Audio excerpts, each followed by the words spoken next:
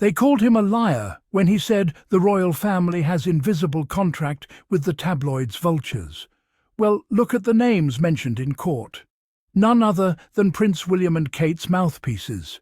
They write character assassination pieces on Meghan and Harry on a daily basis.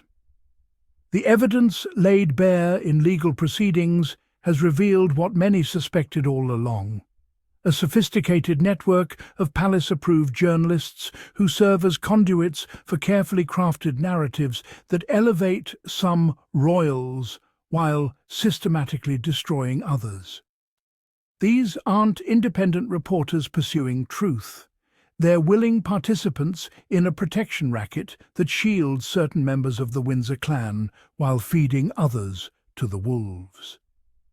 The same colonists who pen glowing profiles of William's steady leadership one day will turn around and publish venomous attacks on Harry's character the next, all while pretending to maintain journalistic objectivity.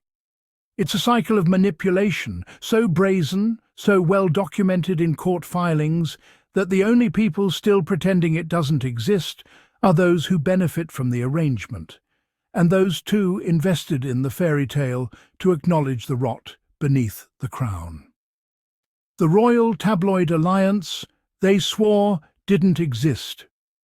The initial accusation, when the first whistleblower dared to suggest that an invisible contract existed between the royal family and the tabloid vultures, they called him a liar, dismissed him as a conspiracy theorist peddling fantasies from the fringes. The mainstream media, ever dutiful in their protective stance, unleashed ridicule and disbelief, wrapping the accuser in mockery until his voice seemed small, inconsequential, easily ignored. But then the court documents emerged, and suddenly those conspiracy theories had names. Prince William's mouthpieces, Kate's loyal spin doctors, all there in black and white, their fingerprints all over the machinery of manipulation. The pattern became impossible to deny. Coordinated negative coverage, character assassination pieces churned out with factory-line efficiency.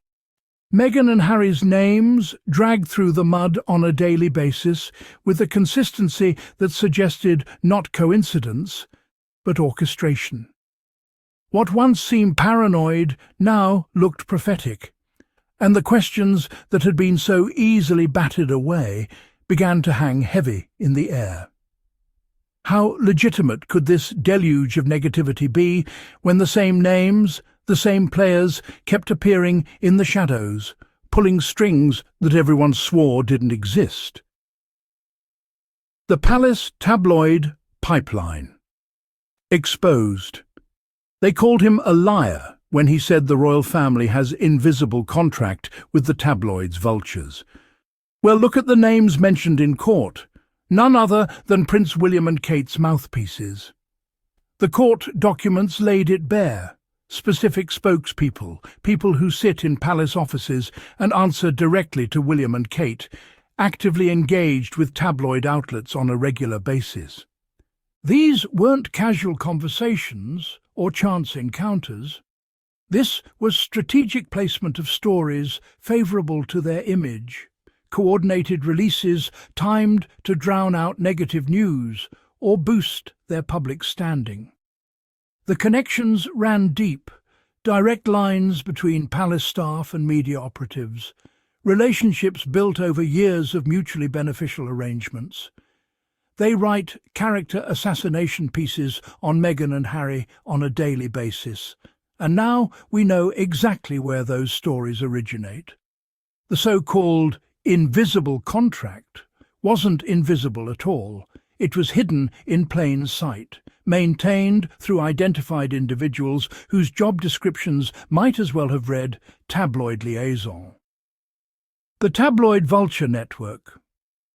The so-called invisible contract isn't so invisible anymore, is it?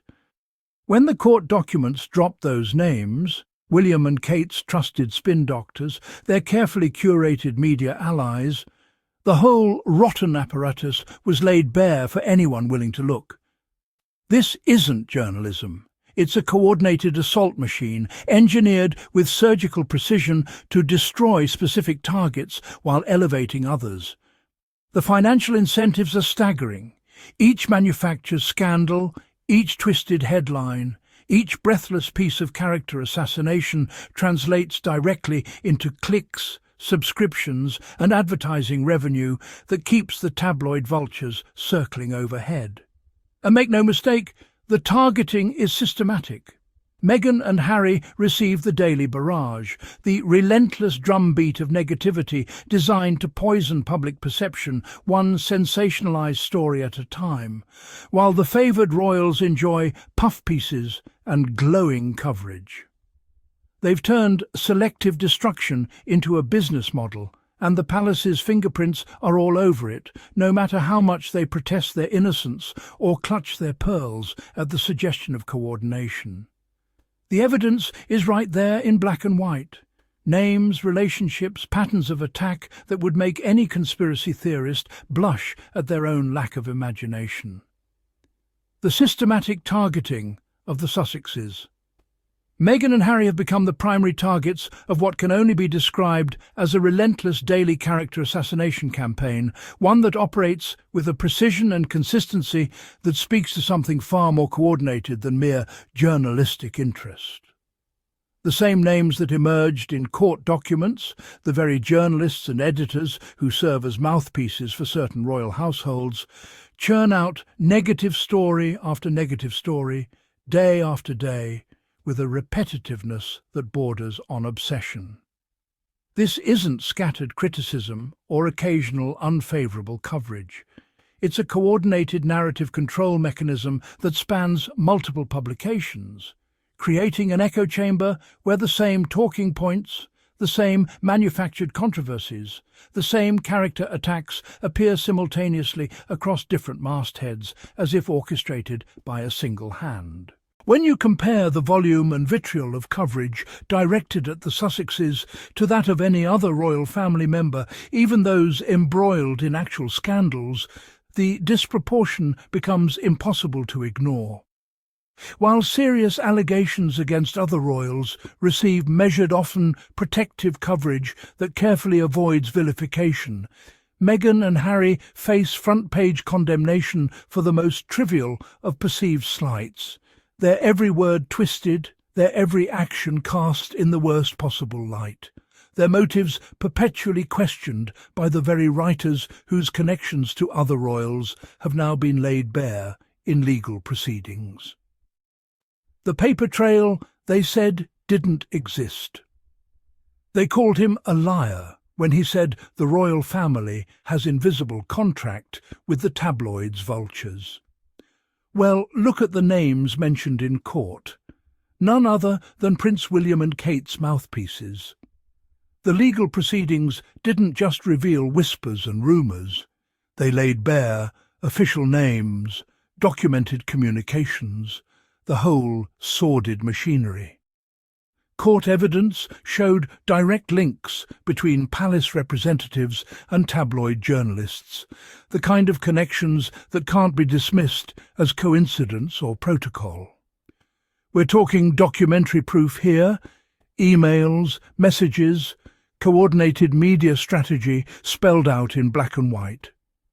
The same people briefing on behalf of William and Kate were the same ones feeding stories to the very publications that write character assassination pieces on Meghan and Harry on a daily basis.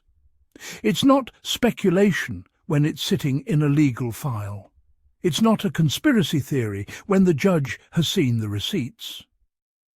The invisible contract became visible the moment someone had the courage to demand discovery. The machinery behind the headlines.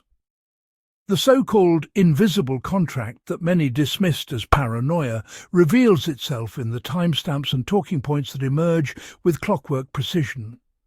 When palace engagements are announced, particularly those involving certain senior royals, negative stories about the Sussexes materialise within hours, sometimes minutes, across multiple publications simultaneously.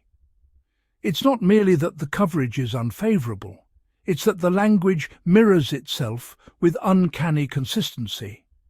The same phrases, the same framing, the same carefully chosen adjectives appear in supposedly independent outlets, as if editors across London received the same memo.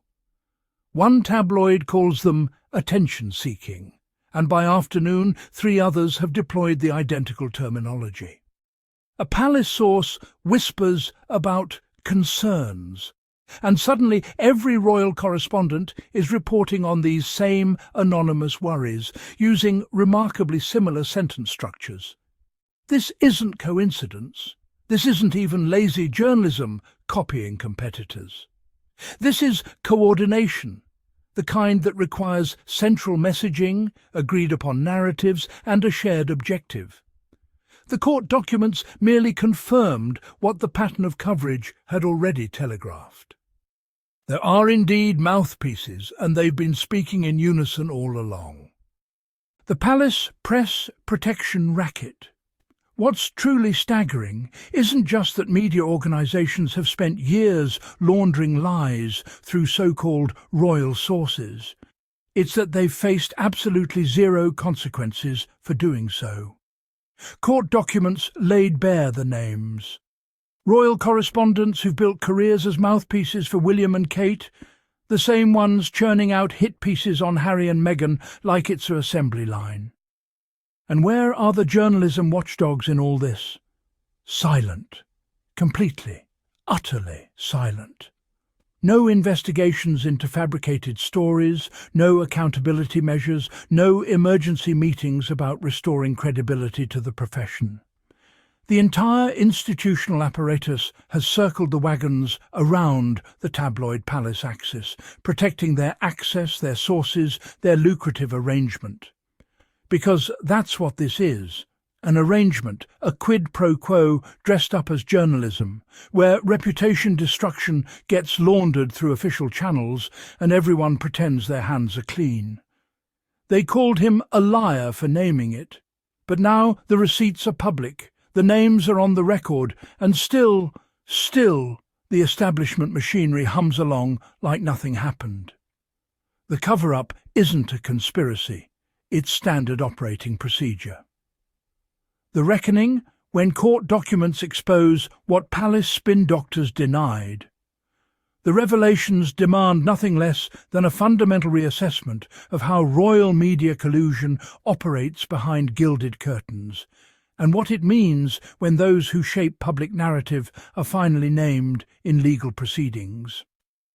Questions about transparency in royal media relationships aren't merely academic exercises anymore. They're urgent inquiries into a system that weaponizes headlines while hiding behind plausible deniability. The impact on public perception cuts deeper than simple bias. It's about the systematic corruption of truth in reporting, the deliberate manufacture of villains and heroes according to palace preference rather than journalistic integrity. When the same mouthpieces writing daily character assassination pieces against Meghan and Harry appear in court documents, the invisible contracts become visible, the conspiracy theories become documented fact. This isn't just about one couple's treatment, it's about institutional corruption that requires investigation at the highest levels, about a press freedom so compromised by royal access that it ceased being free at all.